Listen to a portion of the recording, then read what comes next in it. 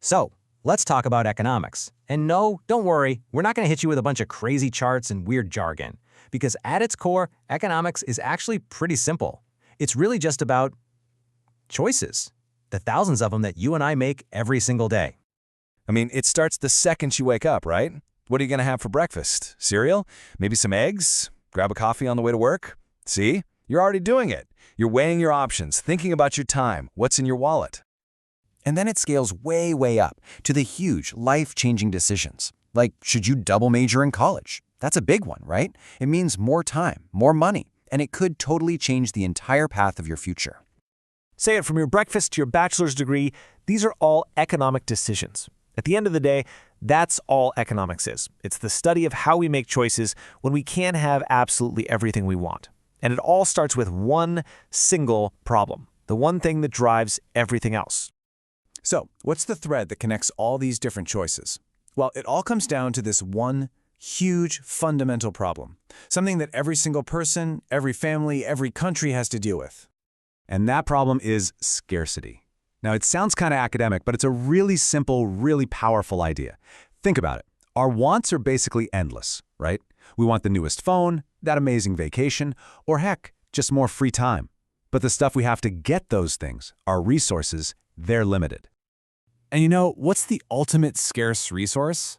The one thing you can't buy more of no matter how rich you are? It's time. I mean, whether you're a billionaire or just scraping by, we all get the same 24 hours in a day. That's it. It's the great equalizer. And how we choose to spend that time, well, that's probably the most fundamental economic decision we make. And this is not some abstract ivory tower theory. Scarcity is real. It's why affording food is a struggle for so many, why finding a decent place to live is so hard, and on a simpler level, it's why you can't be in two places at once. It is a fundamental fact of life. So, the big question is, what do we do about it? Okay, so this problem has been around forever, right? Since the dawn of humanity.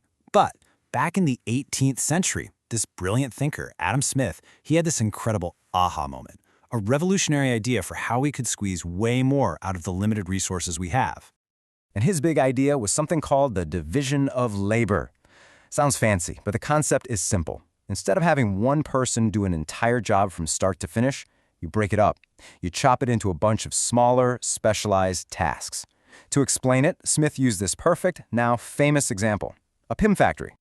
So picture this. You've got one worker, they're trying to make a pin all by themselves.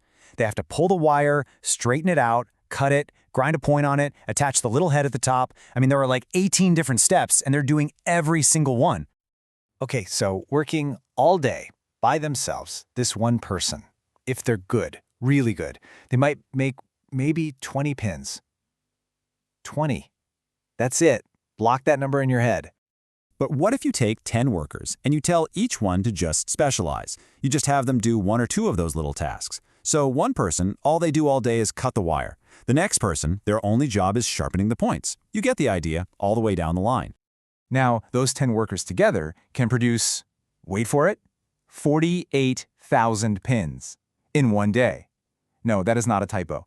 We just went from 20 pins per person to 4,800 pins per person. That is the incredible power of specialization. It's an absolute game changer. So how on earth is that even possible? How do you get that kind of massive jump in productivity? Well, Smith broke it down into 3 key reasons. First, there's focus. People get to do the one thing they're actually good at. Second, you get mastery. I mean, if you do the same simple thing over and over again, you get crazy fast, and the quality goes way up. And third, scale. This whole system opens the door for specialized tools and machinery. That leads to what we call economies of scale, which basically just means making a ton of something makes each one cheaper to produce. All right, so this idea of specialization, it creates this incredibly complex web, this huge interconnected economy. But how do you even wrap your head around something that massive? Well, economists have a trick. They look at it from 2 different angles. Here's the good way to think about it. Imagine the economy is a big lake. Microeconomics is when you get your scuba gear on and you study the individual fish. You're looking at the choices of one family, one worker, one business. Then, macroeconomics is like flying a drone over the whole lake. You're looking at the entire ecosystem, the big picture stuff, like economic growth for the whole country, unemployment, inflation. You really need both of those views to understand what's truly going on. Okay, So you've got millions of these little fish swimming around, right? All making their own choices, doing their own specialized thing. It kind of makes you wonder, who's in charge here? Like, who's the conductor of this massive orchestra? Who organizes all of this? Well, one way to do it is with a command economy. This is a top-down approach. You've got a central authority, almost always the government, making all the big decisions. They decide what gets made, how much it costs, who gets it. A classic example, think of ancient Egypt. The pharaoh literally commanded the entire economy to build the pyramids. And then you've got the total opposite, a market economy. This is a bottom-up system. The decisions are decentralized. They're made by millions and millions of regular people, buyers and sellers, all interacting with each other. The New York Stock Exchange is the perfect picture of this. It's just supply and demand driving everything. Now here's the really important part.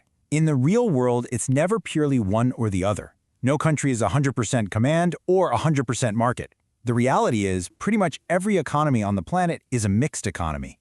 It's this constant balancing act, this tug-of-war between market freedom on one side and government rules on the other. So, we've talked about scarcity, specialization, these big systems that organize everything. But let's bring it all back home. Back to you. Why does any of this stuff actually matter? Because learning economics isn't about cramming a bunch of theories into your head. It's about getting your hands on a powerful new toolkit for how to think. And this toolkit, it helps you make sense of the world's biggest problems, stuff like poverty and global warming. It helps you be a better, more informed citizen, so when you vote on things like budgets or new laws, you actually know what's at stake.